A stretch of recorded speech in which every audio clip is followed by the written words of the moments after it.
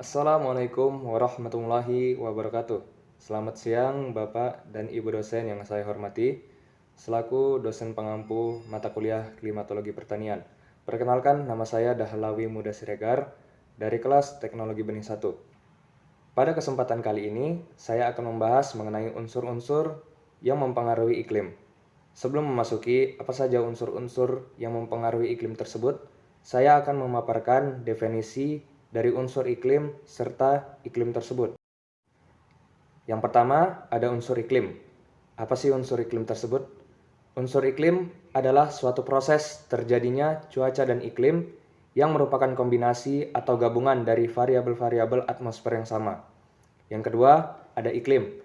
Iklim adalah jalannya suatu keadaan cuaca atau keseluruhan dari gejala-gejala cuaca di daerah tertentu sepanjang tahun dan dari tahun ke tahun. Nah, kemudian ada unsur-unsur yang mempengaruhi dari iklim tersebut. Apa saja unsur-unsur tersebut? Yang pertama, ada suhu atau temperatur udara.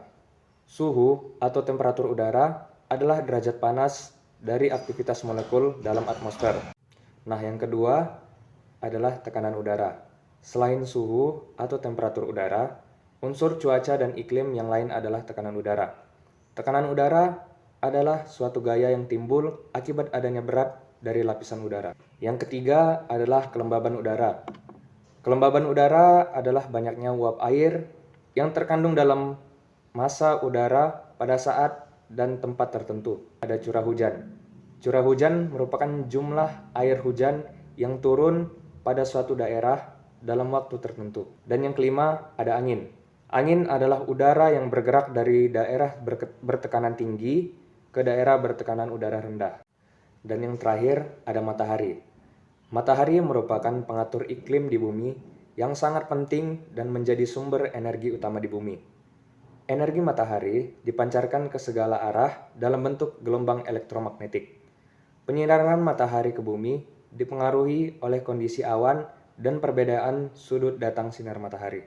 Nah, setelah membahas apa saja unsur-unsur yang mempengaruhi iklim, kita akan memasuki pembahasan berikutnya, yaitu jenis-jenis iklim. Yang pertama ada iklim tropis.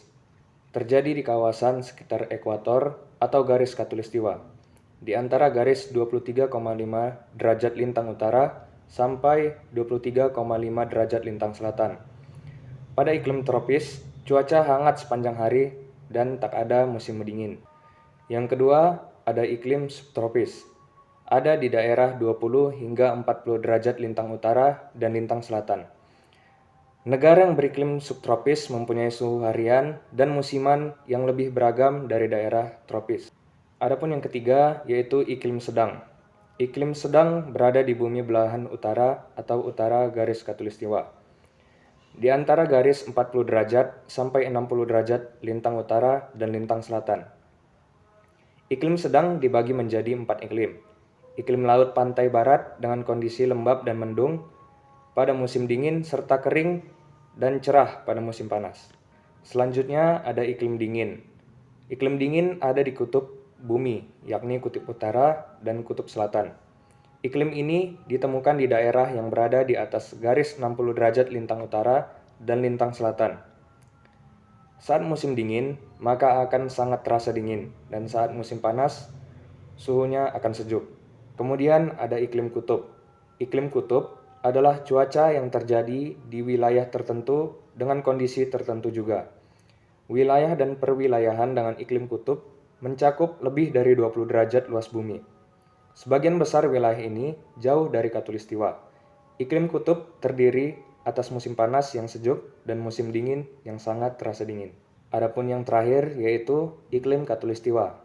Iklim khatulistiwa ini adalah jenis iklim tropis yang dicirikan dengan suhu tahunan rata-rata, yaitu di atas 23 derajat Celcius. Curah hujan pada iklim khatulistiwa sangat melimpah dan teratur. Setelah memaparkan apa saja jenis-jenis iklim, saya akan memaparkan apa fungsi dari iklim tersebut. Yang pertama, sebagai peringatan dini dari dampak negatif yang ditimbulkan oleh cuaca atau iklim yang ekstrim seperti banjir, kekeringan, dan angin kencang. Adapun yang kedua, yaitu menyelenggarakan kegiatan atau usaha di bidang teknik, ekonomi, dan sosial yang sesuai dengan ciri dan sifat cuaca atau iklim, sehingga dapat dihindari kerugian yang diakibatkannya. Adapun yang ketiga, melaksanakan kegiatan pada poin 2, sebaiknya memanfaatkan pula teknologi pemanfaatan sumber daya cuaca atau iklim. Sekian pemaparan dari saya mengenai unsur-unsur iklim. Mohon maaf bila mana banyak kesalahan dan kekurangan. Billahi taufik wal hidayah. Assalamualaikum warahmatullahi wabarakatuh.